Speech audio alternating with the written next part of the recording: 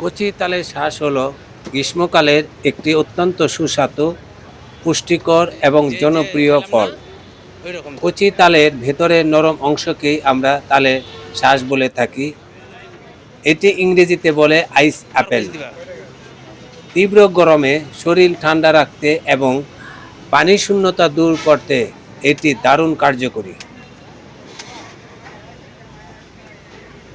আমি আবুল কাশেম একে ব্লক পক্ষ থেকে আপনাদেরকে জানাচ্ছি শুভেচ্ছা অভিনন্দন। আজ দুপুরে পল্লী বিদ্যুৎ বাস স্ট্যান্ডে গেলাম, সেখানে এক বন্ধুর সাথে দেখা হলো। আমরা তিনটা করে 6টা খেয়ে নিলাম, ভারী মজা লাগলো।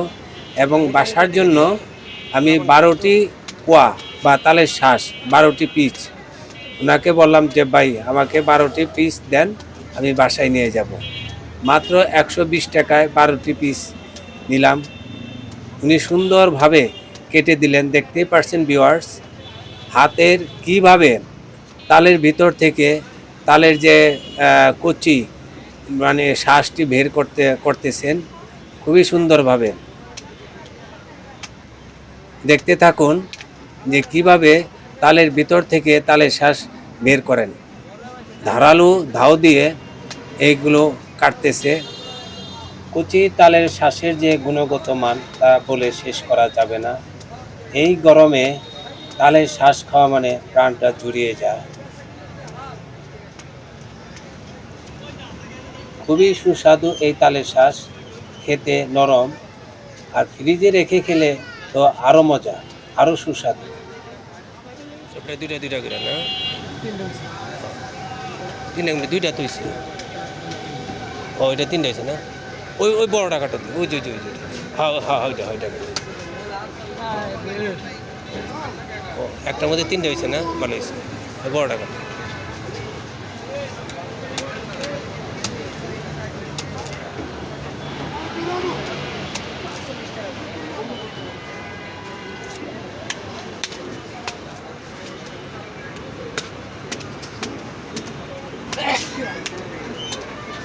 ভিউয়ার্স, ভিডিওটি স্কিপ করবেন না, পুরোটি ভিডিওটি দেখুন। ভিডিওটি যদি ভালো লেগে থাকে অবশ্যই একটি সাবস্ক্রাইব করে দিবেন এবং পাশে থাকা বেল বাটনটি ক্লিক করে রাখবেন, যাতে নতুন ভিডিও ছাড়ার সাথে সাথে যাতে আপনাদের কাছে নোটিফিকেশন চলে যায়। কমেন্টস করে জানাবেন যে ভিডিওটি কেমন হলো এবং অন্যকে দেখার সুযোগ করে দেওয়ার জন্য শেয়ার করে দেন। খাবার তো ঢিকে গেল। জিরানি এক গাছের তাল তো না মনে হয়।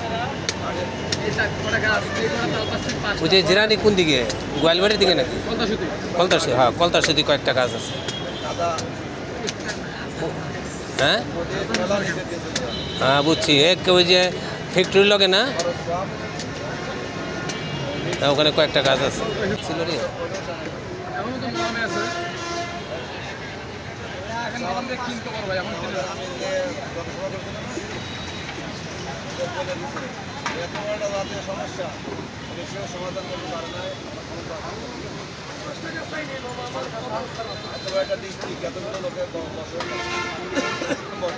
দুইটা বেরিয়েছে না।